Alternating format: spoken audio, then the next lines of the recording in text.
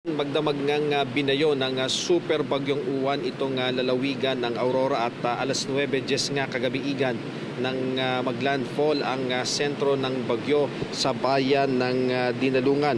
Mga 2 oras itong biyahe mula sa kinaroroonan natin ngayon na bayan ng Baler. Bandang alas 6 kagabi-igan nang mawala ng supply ng kuryente. At ito yung panahon na nagsimula namang lumakas ang hangin at ulan. Alas 8:30 naman nang lalong lumakas ang hangin. Pagtama ng mata ng bagyo, sumisipol na ang hangin kasabay ang maingay na mga nababakbak na yero at mga nililipad na bagay. Ngayong umaga naman, Igan, tumambad sa atin ang ilang sira sa mga sira sa mga struktura dito sa Sabang Beach. May mga cottage na nasira sa kombinasyon ng hangin at storm surge na tumama rito. Sa ngayon ay wala pa raw na paulat na major damage sa probinsya, pero ayon kay Police Major Mitch Paulino ng Aurora PDRRMO, hindi pa nila nakokontak ang mga police unit sa Northern Aurora. Mula yan, Igan, sa Dinalungan, Kasiguran at Dilasag. Igan, sa ngayon ay makita natin hindi na ganoong kataas yung mga alon dito sa kanilang dagat. Malayong-malayo yan, Igan, sa naganap kahapon. Iyan, may mga nakita ba kayong residente na apektado yung mga kanilang tirahan dahil sa storm surge o mga establishmento? Nasaan na sila ngayon? Igan, yung nakita natin dito sa Sabang, yung mga cottages, yung mga lalagyan ng mga pang-surf dito, mga nasira talaga.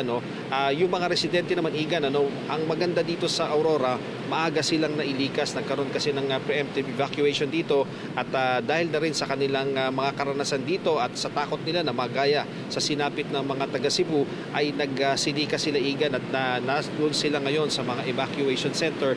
Kaya sa ngayon, Igan, ang binabanggit sa atin ni Major Mitch Paulino ng Aurora PPO ay wala pa silang natatanggap na inisyal na ulat na meron ngang mga napahamak dito sa pagdaan ng bagyong uwan dito sa kanilang lalawigan, Igan. Iyan, may ginagawa na bang clearing operations? Bagamat marami kang mga nagtumbahang puno o poste rin dulot ng bagyong uwan?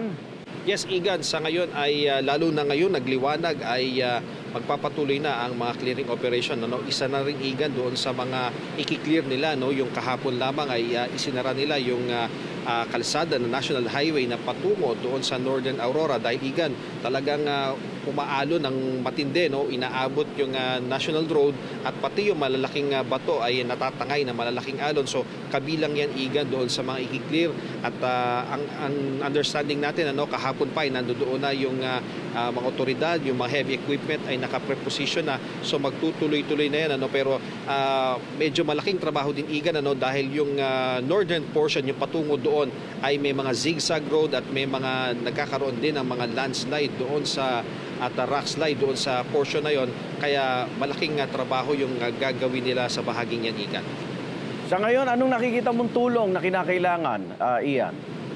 Well, Igan, sa ngayon ang tulong na pwede talaga dito doon sa mga evacuees, marahil ay dagdag na pangunahing pagkain. Pero yun nga, Igan, ang maganda doon sa mga napuntahan natin doon sa bayan ng Dipakulaw, ang ginawa nilang strategy doon, Igan, is bago pa dumating ang bagyo ay inihatid na nila yung food packs para doon sa iba't ibang mga barangay. Kasi, Igan, ang nangyayari kapag na-isolate yung mga barangay na yun, yung mga coastal areas at yung malalayong mga barangay, ay hindi sila nahatiran ng tulong sa loob ng 2 hanggang 3 araw. Pero sa ngayon ay naka-preposition yung mga pagkain na yon.